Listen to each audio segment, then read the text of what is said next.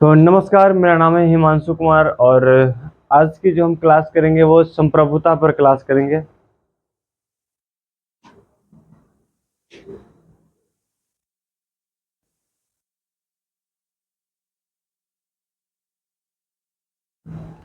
संप्रभुता को इंग्लिश में कहते हैं सोवर्निटी। सोवर्निटी शब्द से आप सभी लोग वाकिफ होंगे ही, लेकिन फिर भी उदाहरण के लिए या फिर अधिक बेहतर समझने के लिए मैं आपको बताने का प्रयास करूंगा। सोवर्निटी का मतलब क्या होता है। सोवर्निटी का मतलब अलग अलग हम संदर्भ में देखेंगे। जैसे किसी परिवार के संदर्भ में क्या होगा, किसी देश के संदर्भ में क्या होना चाहिए, किसी देश राज्य के संबंध में क्या होना चाहिए। जैसे मान लिया हम परिवार के संबंध में देखते हैं, सबसे पहले समझने के लिए आसानी होगी। मान लीजिए आपके परिवार में कोई फैसला लेना है या फिर कोई काम करना है, तो सॉवरेनिटी किसी एक व्यक्ति के पास होगी या फिर सभी व्यक्ति के सहमति से होगी। जैसे मान लीजिए आपके परिवार में ही कोई फैसला लेना है, या फिर किसी शादी की बात की हो सकती है, या फिर कहीं घूमने की बात हो सकती है। आप अपने घर को और बेहतर बनाने के लिए कोई मकान बनाना हो, गाड़ी खरीदनी हो, तो इन सब मामले में ये चीज़ हो सकता है। तो ये सोवर्निटी आपके परिवार में होनी चाहिए, आंतरिक और बाहरी दूसरे मामलों में। जैसे ज़्यादातर घरों में क्या होता है, सोवर्निटी किसके पास होती है, तो पिताजी के पास होती है।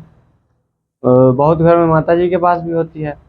तो आपके पिताजी के पास सोवर्निटी है कि वो फैसला ले सकते हैं कि आपको गाड़ी खरीदनी है, कहीं टूर पे जाना है, अपने लिए मकान बनाना है या फिर नहीं करना है। ये उनके हाथों में है।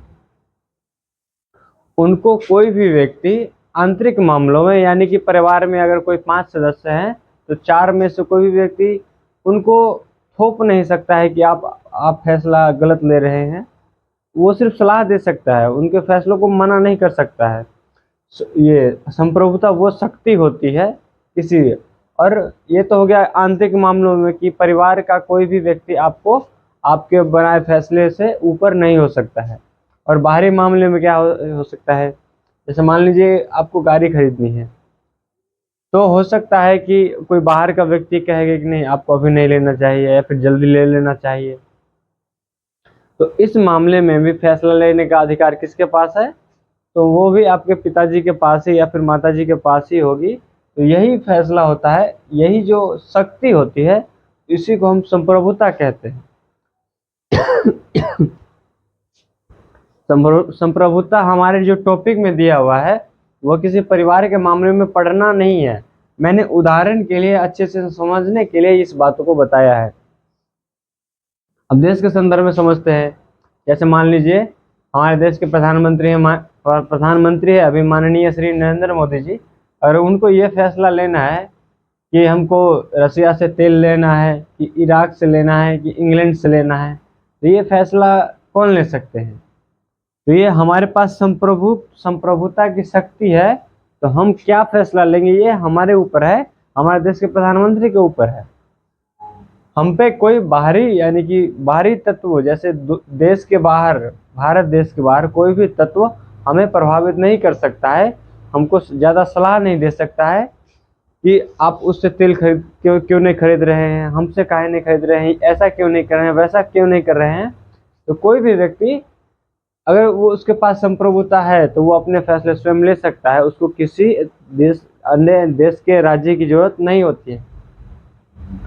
और ये तो हो गया बाहरी मामलों में। दूसरा होता है आंतरिक। जैसे मान लीजिए आंतरिक मामलों में क्या फैसला है, कोई फैसला लेना है, जैसे नोटबंदी करना है, तो किसी देश के पास संप्रभुता है तो वो उनको अगर नोटबंदी करना है अपने आंतरिक मामलों में, आंतरिक देश में, तो क्या वो पूछेंगे राज्य सरकारों को जाकर, जैसे यूपी, बिहार, झारखंड, गुजरात, महाराष्ट्र, तमिलनाडु, तो ये क्या ही वो पूछेंगे? ऐसा नहीं पूछेंगे, क्योंकि उनके पास संप्रभुता है बाहरी और आंतरिक दोनों मामलों में। अब जो हमारे पास टॉपिक दिया हुआ है हमारे सिलेबस में, उसके हिसाब से हम कुछ परिभाषाएं देखते हैं और आगे समझने का प्रयास करेंगे। और जो इंग्लिश मीडियम वाले होंगे उनको मैं ऊपर से कैप्शन प्रोवाइड कर दूंगा, आप डेफिनेशन लिख सकते हैं और समझ सकते हैं। बाहरी का मतलब हुआ एक्सटर्नल,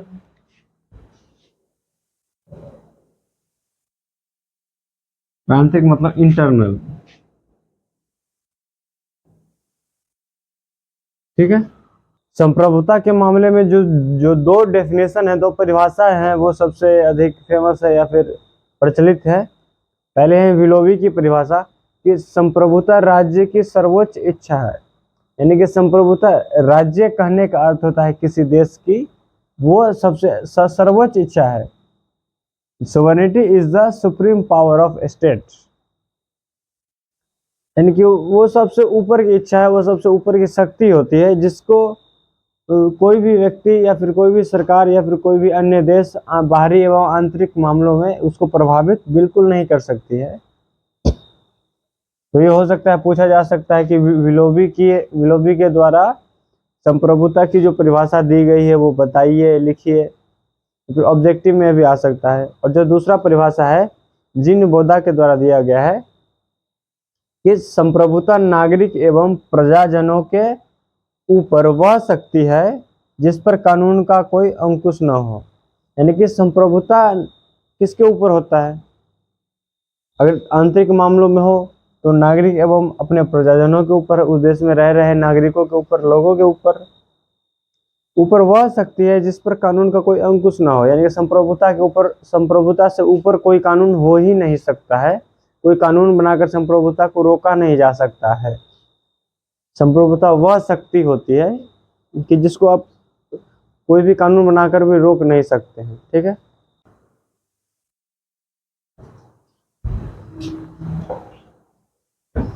तो संप्रभुता के या फिर सोवर्निटी के जो कुछ एडवांटेज हैं, कुछ विशेषताएं हैं, उनके बारे में जानने का प्रयास करते हैं हम लोग। पहला है अस्थायित्व यानी कि परमानेंस। कोई भी राज्य होता है या फिर देश होता है वो क्या होता है? परमानेंस होता है। वहाँ की सरकारें बदलती होंगी, बिगड़ती होंगी, हर एक 5 सालों पर चेंज होती हैं। लेकिन जो संप्रभुता की शक्ति होती है वो उस देश के लिए परमानेंस होती है।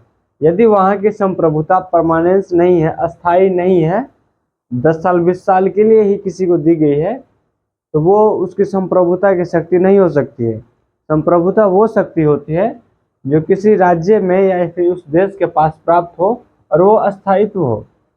जैसे हमारे यहाँ 2024 से पहले सरकार दूसरी सरकार थी, 24 के बाद दूसरी सरकार है, लेकिन जो संप्रभुता है वो बरकरार है और आगे भी बरकरार रहेगी। तो संप्रभुता क्या होता है? अस्थायित्व होता है, परमानेंट होता है। ठीक है। दूसरा है अनन्यता और इंग्लिश में एक्सक्लूसिवनेस।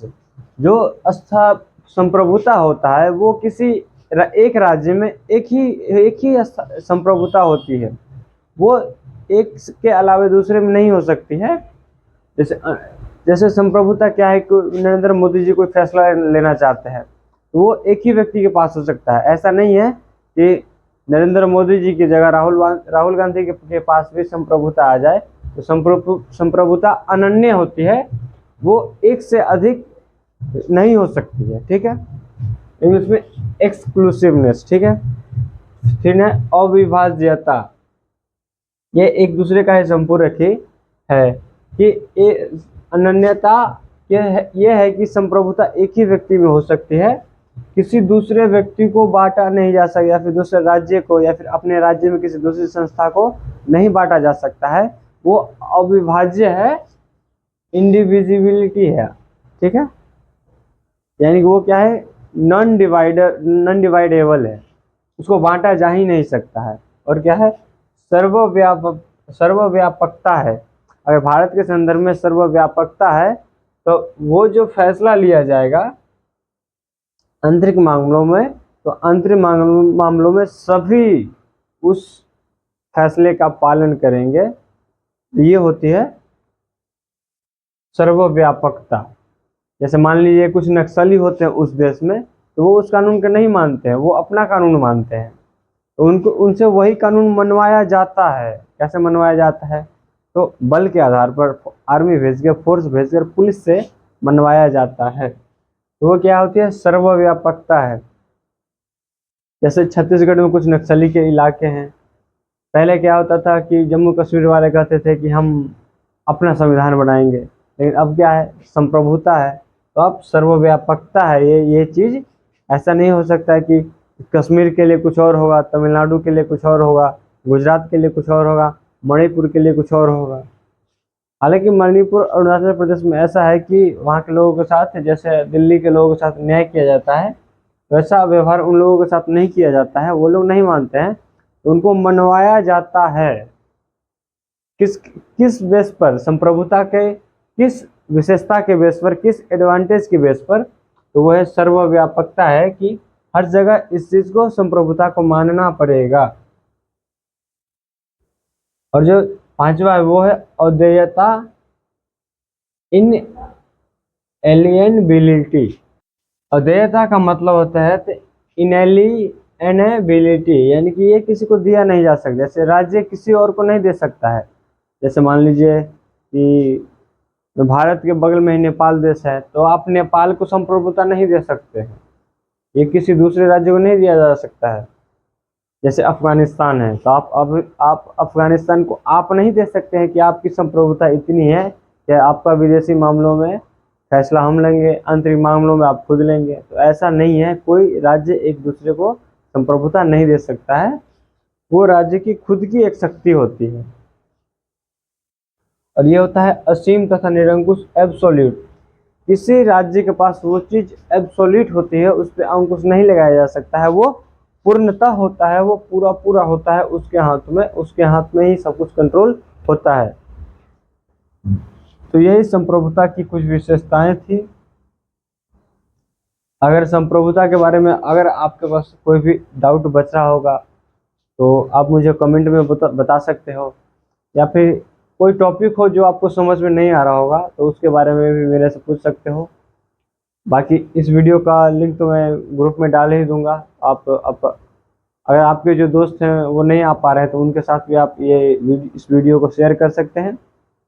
और कोई भी डाउट हो पूरे फर्स्ट सेमेस्टर के सिलेबस में तो आप वो मेरे से पूछ सकते हो कमेंट करके, या फिर पर्सनल मैसेज भी कर सकते हो व्हाट्सएप पे, मेरा नंबर है ही आप सबके पास, ठीक है।